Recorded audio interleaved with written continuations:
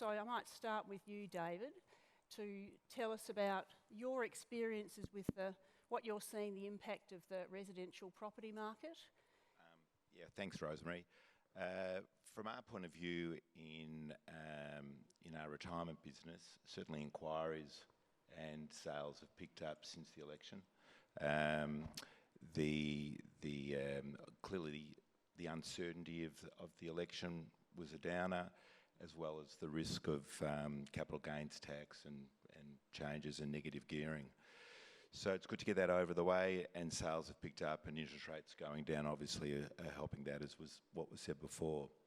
In the general residential market, we found about 18 months ago it was booming, and then land subdivision just sort of fell away for about at least 12 months, and just now with lower interest rates, we're just starting to get sales are coming through again. I think you find that media helps a lot, and media was all property's bad all the time. Now, every time you pick up a piece of the paper, you see positive reports and property prices going up. So there's now urgency in the market to get going and to buy.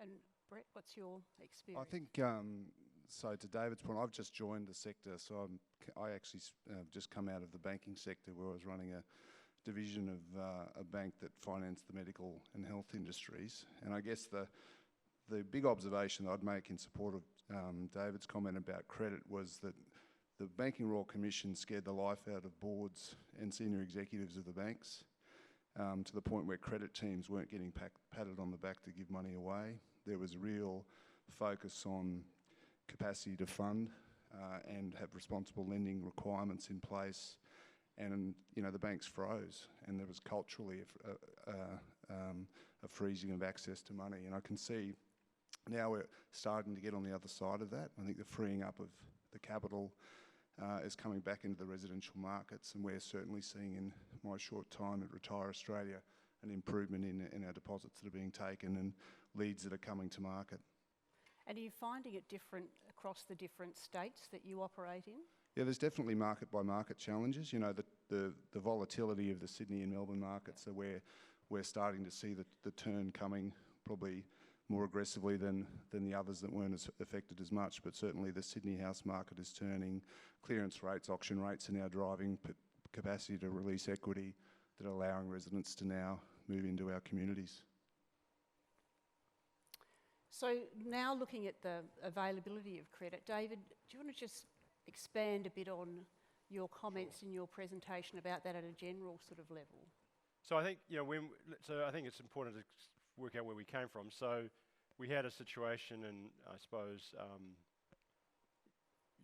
after the global financial crisis, interest rates fell, the housing boom, an explosion in debt, which worried the regulator, and the regulator and the RBA. So they, in combination, were quite worried. So the regulator in 2015 was the first intervention with what we call macroprudential policy, which is an attempt to control what the banks are doing to some extent by tightening up, putting restrictions on how much they can lend to investors. Then the RBA cut interest rates, which caused another boom in the property market. So the regulator responded to that. So they were sort of giving on the one hand and taking away on the other.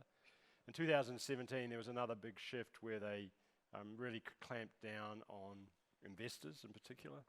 And we saw the banks introduce the tiered interest rates between owner-occupied investor lending, and particularly between P&I and interest only.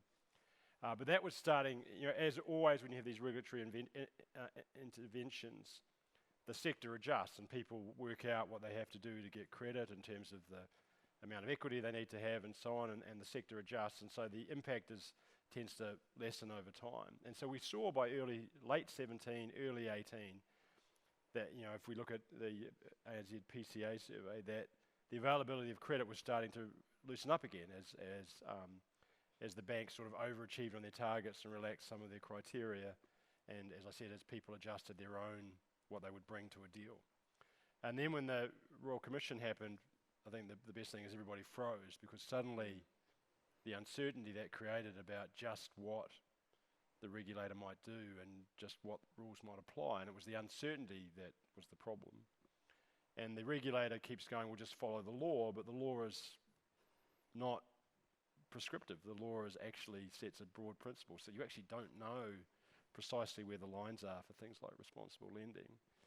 And then, of course, the regulator took to court Westpac, who were about their use of an index for lending, which everybody uses, and so that just potentially, if the regulator had won that case, that they didn't win, but if they were going to win that case, then that would have essentially thrown out everything the banks did, and they would have had to, the amount of information they would have required would have been enormous.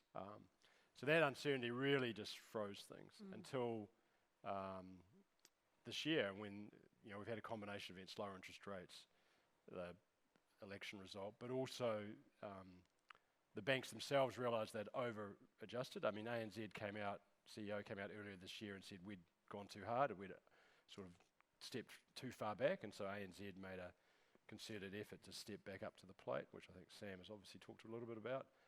But our chief executive was quite open about that we'd gone too far. And then obviously the government and the regulators themselves have eased off on some of their policies. So there's been a concerted effort. Credit will never be as easy to get as it was, which is probably a good thing, because you want to make sure that the standards are high. But they are high in Australia. Australia has one of the lowest default rates in Australia.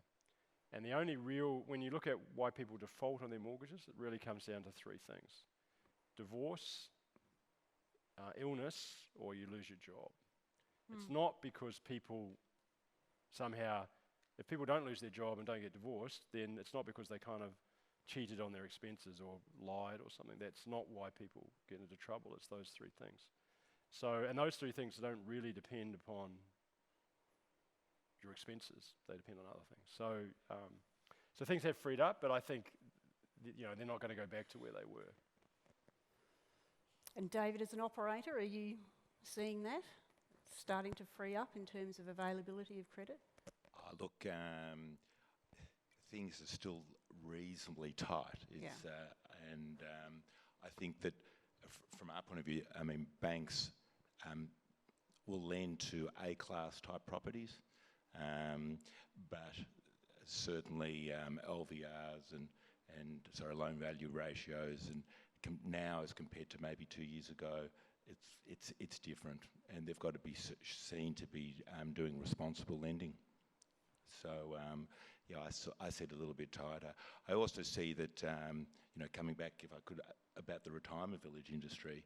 If you're a banker that's coming in and they're looking at risk, there's just so much more risk in this industry as compared to other investments. So that's a concern as well.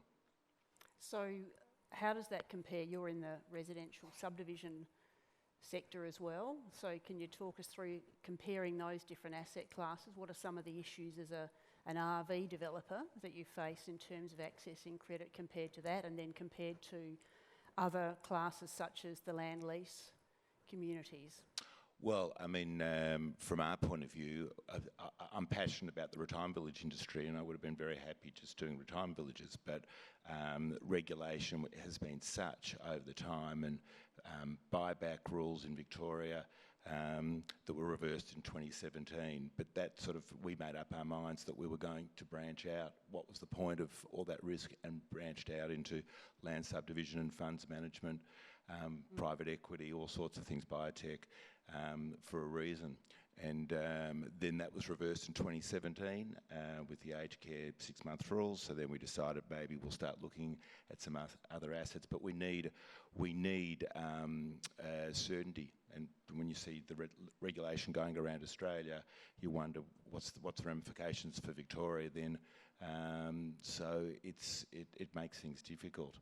I was speaking to somebody last night, from a banker's point of view, if you're a developer who's a little bit agnostic and you want to invest in, say, an office building or normal residential or retirement, you say to them, I'll invest $100 million, you give me $50 million and I'll do 50, and I'm doing an office building, I'll end up with $115 million on a say a 6% yield. Or I can do a retirement village and I'll put in 100 million and I'll get out 115 million, but if there's a buyback, I've got a contingent liability of 115 million. If you're a bank and you put that up to credit, what are they going to be saying? So I think we just got to be really careful about regulation, and we've got to really be careful about changing things, and we need certainty.